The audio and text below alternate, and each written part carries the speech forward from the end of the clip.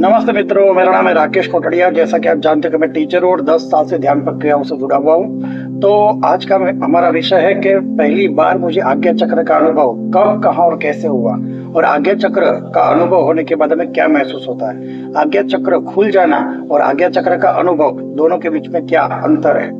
तो क्या आज्ञा चक्र खुलने के बाद क्या हमेशा के लिए खुला रहता है, या आज्ञा चक्र उसका अनुभव देने के बाद बंद भी हो सकता है। तो ये अलग अलग प्रकार के प्रश्न है। और आज्ञा चक्र किस तरह से हम खोले, ये भी बहुत सारे प्रश्न लोग पूछते हैं। तो आज्ञा चक्र के बारे में लोगों को जानने की बहुत इच्छा होती है, क्योंकि आज्ञा चक्र इंसान की तीसरी आंख कहा जाता है। ग्रंथों के अंदर आज्ञा चक्र का भारतीय आध्यात्मिक विज्ञान के अंदर बहुत ही ज्यादा महत्व है। तो आज्ञा चक्र खुलने पर क्या अनुभव आता है, और मेरा पहली बार जब आज्ञा चक्र का अनुभव आया तो कैसा अनुभव आया, क्यों अनुभव आया, कहाँ पे अनुभव आया, पूरा वीडियो आपके साथ शेयर करूंगा।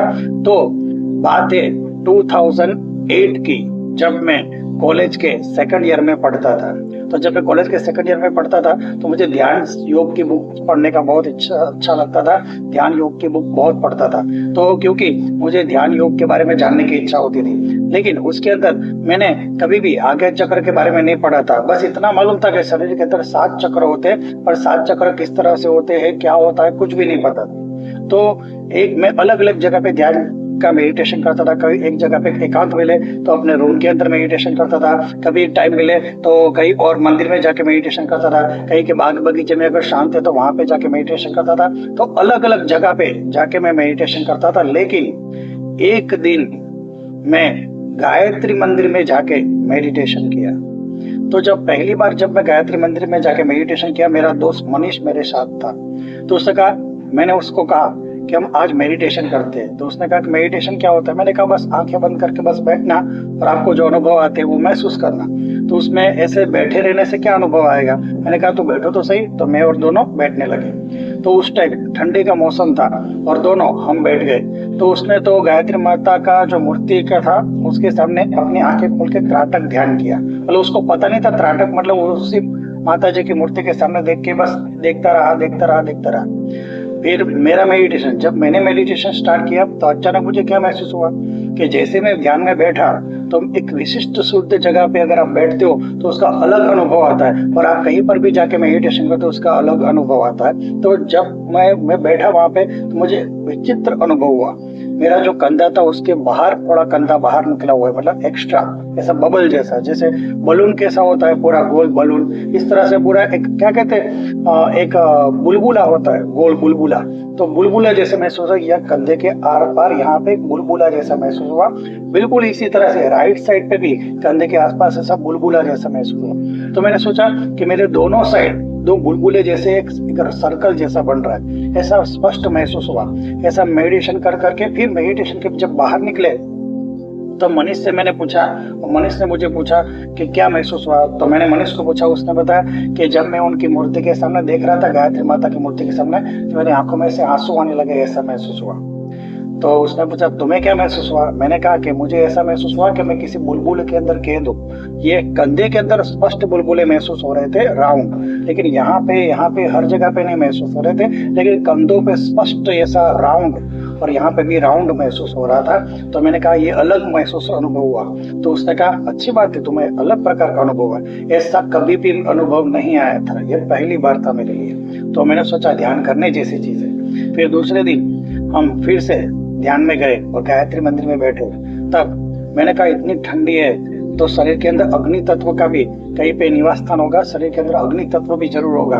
तो मैं ऐसा बैठा, मुझे नहीं पता अग्नि तत्व क्या होता है, कैसा होता है। तो ऐसे में ध्यान में बैठा, वो भी ध्यान में बैठा, उसको ध्यान नहीं लगा। लेकिन जब ध्यान खत्म हुआ तो उसने मुझे बताया कि तुम्हें क्या महसूस हुआ। तो मुझे अंगूठे के अंदर स्पष्ट गर्मी महसूस हो रही थी। अंगूठा जैसे पूरा हाथ ठंडा था, क्योंकि विंटर चल रहा था, क्या कहते हैं सर्दी का मौसम था, पूरा हाथ ठंडा, पर अंगूठा जो इतना है वो गर्म था।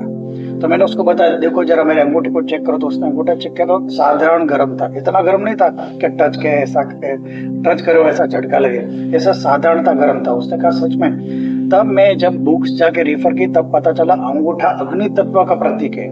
तो जब ध्यान करते तो अग्नि तत्व अंगूठे के द्वारा बहता है। शरीर के अंदर 5 तत्व है अंगूठे के अंदर, अग्नि, वायु, आकाश पृथ्वी और जल, ये 5 तत्व 5 उंगलियों से सतत बहते रहते। ये ऊर्जाओं के तत्व है, शरीर में से सतत ये ऊर्जा निकलती रहती। मैं आपको बताता हूँ, मैग्नेट के अंदर, मैग्नेट ऐसा होता है तो उसके आसपास कैसी ऊर्जाएं निकलती रहती, लेकिन दिखती नहीं है। लेकिन ऊर्जाओं के क्षेत्र में कोई आता है तो वो मैग्नेट के द्वारा खींचा जाता है। तो वो मैग्नेट 2400 घंटे अपनी ऊर्जा निकालता ही रहता है, निकालता ही रहता है। और मैग्नेट आया कहाँ से? पृथ्वी में से। हम कहाँ से जन्मे? पृथ्वी में से। हमारा शरीर कहाँ से प्राप्त हुआ? पृथ्वी में से। तो जो पृथ्वी में है वही मैग्नेट के अंदर है, जो मैग्नेट में है वही हमारे अंदर है। तो हमारे शरीर में से भी सतत ये ऊर्जाएं निकलती रहती है, लेकिन हमारा ध्यान हमारी ऊर्जाओं पे नहीं होता, बाहर की चीजों पे होता है। तो हमारा ध्यान बाहर जाता है तो बाहर की चीजों का ज्ञान ग्रहण करता है। लेकिन अगर हमारा ध्यान, हमारा मन अपने ही ऊपर चला जाए तो आपको आपकी ही ऊर्जाओं का एहसास होगा।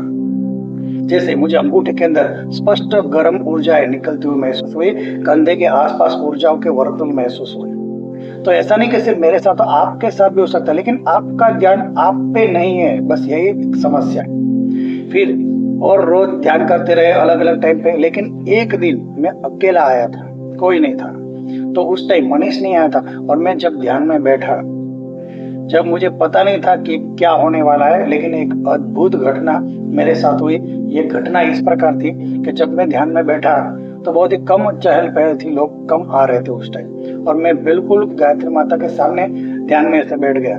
मैंने सोचा ये बैठ के रहूंगा तो कुछ श्वासोश्वास का प्राणायाम करता हूँ, जैसे प्राणायाम के बारे में मैंने सुना था। तो मैंने सांस ऊंडे लेना शुरू किया, सांस को निकालना शुरू किया, लेना शुरू किया, निकालना शुरू किया, लेना शुरू किया, निकालना शुरू किया। अब सांसें ऊंडी एकदम गहरी गहरी सांसें चल रही थी। जब सांसें गहरी गहरी चल रही थी तब क्या हुआ कि सांसें एकदम नीचे तक जाने लगी, नाभि तक, फिर निकलने लगी। मैंने सोचा ये तो मैं कर नहीं रहा हूँ। अचानक सांस, मतलब मेरा शरीर अपने आप यांत्रिक प्रक्रिया करने लगा, जो मैंने नहीं सोचा था। तो सांसें और गहरी हुई नाभि तक, फिर और सांसें बाहर निकली। मैंने सोचा अच्छी बात है, अच्छी सांसों सांस की प्रक्रिया एक्सरसाइज हो रही। फिर ये सांस और नीचे जाने लगी, तो सांस फुल गहराई, फुल पावर के साथ निकल रही थी, फुल पावर के साथ खींच रही थी, जो मैं नहीं कर रहा था। ये अलग शरीर ही अपने आप यंत्रवत, हमारा शरीर एक सिस्टम है, अगर उसको स्मूथनेस मिल जाए तो अपने आप वो करने लगता है। लेकिन हमें ऐसा अनुभव नहीं है, क्योंकि हमें अपने शरीर पे ध्यान नहीं देते। तो धीरे धीरे सांसें गहरी होना शुरू हुई। सांसें गहरी होने के साथ थोड़ी स्पीड बढ़ने लगी। जब स्पीड बढ़ने लगी तो ऊर्जा है, शरीर के अंदर एक ऊर्जा का प्रवाह महसूस होने लगा। ये ऊर्जा धीरे धीरे ऊपर की ओर उठना शुरू हुई। मैंने सोचा कुछ तो शरीर में गड़बड़ हो रहा है, पर सांसें फुल तेजी से चल रही थी। ये ऐसी बात थी कि सांसें मैं नहीं ले रहा था, अपने आप सांसें चल रही थी। आप सांस को चाहो तो रोक सकते हो, और सांस को छोड़ना हो तो छोड़ सकते हो, और बाहर भी रोक सकते हो। तो बाह्य कुंभक और आंतरिक कुंभक भी हम कर सकते हैं। बाहर को रोकना बाह्य कुंभक है, अंदर सांस को रोकना आंतरिक कुंभक है। लेकिन ये सांसों पे मेरा नियंत्रण नहीं था, और सांस की गति और तेजी से बह रही थी। वो इतनी तेज गति से सांसें चल रही थी कि पूरी ऊर्जा है शरीर में से, बीच में से निकलती हुई गरम गरम ऊर्जा है, यहाँ से होते हुए, मैं आपको स्पष्ट बताता हूँ, नीचे नाभि से होते हुए गरम गरम ऊर्जा है, यहाँ छाती में से जाके गले में जाके, फिर यहाँ से लिप्स में से होते हुए नाक में के ये टोच, मतलब नाक की जो टिप है वहां से, इसके मध्य से जाते हुए यहाँ से ऊपर उठने लगी। और ये सांसों के साथ चल रहा था।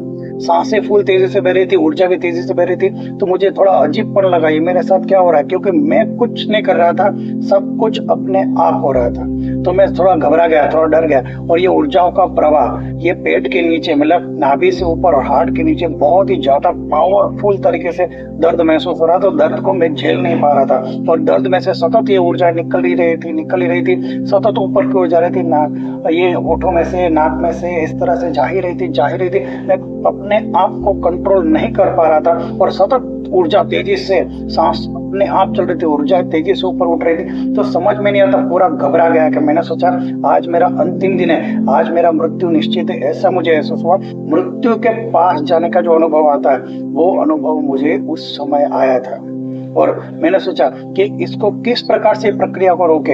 ये प्रक्रिया को रोकना भी मुझे नहीं आता था, अपने आप यंत्रवत शरीर कार्य कर रहा था। तो मैंने अचानक मेरे मन में विचार आया कि ओम बोल के देखा जाए। मैं ओम बोलने की कोशिश कर रहा हूँ, लेकिन आप तभी बोल पाते हो जब आपका सांस पे नियंत्रण हो। आप जब बोलते हो तो आपका सांस पे नियंत्रण होता है, तब जाके आप कुछ वर्ड बोलते हो। तो सांसों पे आपका नियंत्रण हो तभी आप कुछ शब्द बोल पाओगे, लेकिन आपका सांसों पे आपका नियंत्रण नहीं है तो कुछ बोलना भी असंभव है। तो मन में विचार आया कि मैं ओम बोलूं, लेकिन सांस मेरे कंट्रोल में नहीं थी, तो मैं बोलूंगा कैसे। तो मन के अंदर मैंने जोर लगाया कि मुझे ओम शब्द बोलना ही है।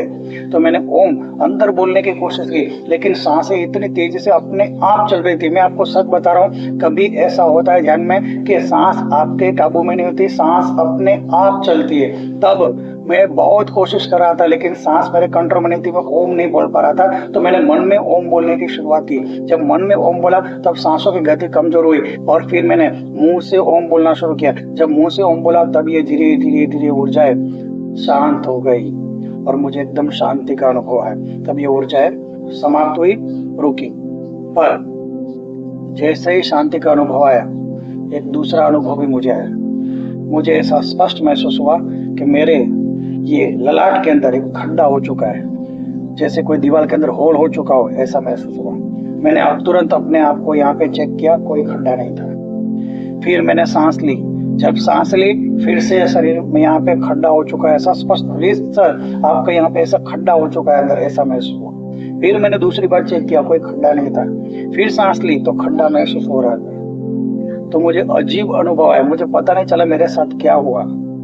फिर 2-3 बुक पढ़ने के बाद समझ में आया कि आज्ञा चक्र का अनुभव है।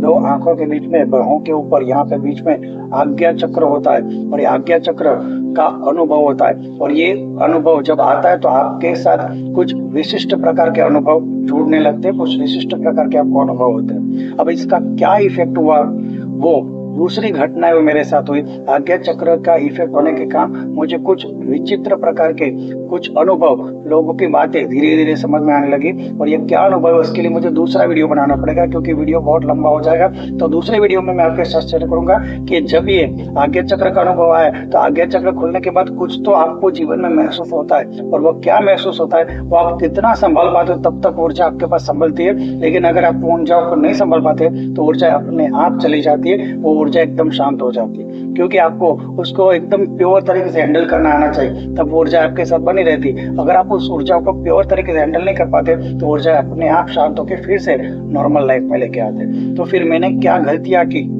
या फिर मुझे क्या करना चाहिए था और मैंने क्या नहीं किया, वो वीडियो जो अनुभव है, वो आज्ञा चक्र के बाद का जो अनुभव है, मैं नेक्स्ट वीडियो में आपके साथ शेयर करूंगा। अगर आपको ऐसे वीडियो चाहिए जो रियल ध्यान के ऊपर आधारित है, मेरे सच्चे अनुभवों के ऊपर आधारित है, या फिर मैंने कहीं किसी से सच्चे अनुभव जाने हैं, सीखे, समझे, वो अनुभव के जो वीडियो है, जो ध्यान के बारे में जो अनुभव है रियल, उसके बारे में मैं वीडियो शेयर करता हूँ। और अगर आपको और भी ज्यादा जानकारी चाहिए ध्यान के बारे में तो आप मेरे चैनल के ज्वाइन बटन के साथ मेरे ग्रुप मेंबर बन सकते हो। तो इस ग्रुप के मेंबर के लिए मैं खास विशिष्ट प्रकार के वीडियो बनाता हूं, जो मैं यूट्यूब पे अपलोड तो करता हूं, लेकिन मेरे वीडियो वही देख पाएंगे जो ज्वाइन बटन के साथ मेरे मेंबर बन चुके। तो उनको खास वीडियो में उनके लिए बनाता हूँ और वही देख पाते हैं। चाहे वो देखेंगे यूट्यूब पे मेरे वो वीडियो देखेंगे, लेकिन क्लिक करोगे तो कुछ भी नहीं आएगा। ज्वाइन बटन क्लिक करोगे तो मेरे साथ मेंबर बन जाओगे, मेरे ग्रुप के मेंबर बन जाओगे, फिर आप वो वीडियो देख सकते हो। तो ऐसे ज्वाइन बटन के साथ आप मुझसे क्लिक कर सकते हो और मेरे दूसरे वीडियो जो पब्लिक के लिए पोस्ट करता हूँ वो आप सब्सक्राइब करोगे तो तुरंत आपको मिल जाएंगे। तो सुनने के लिए थैंक यू। जय गुरुदेव, जय गुरुदेव, जय गुरुदेव।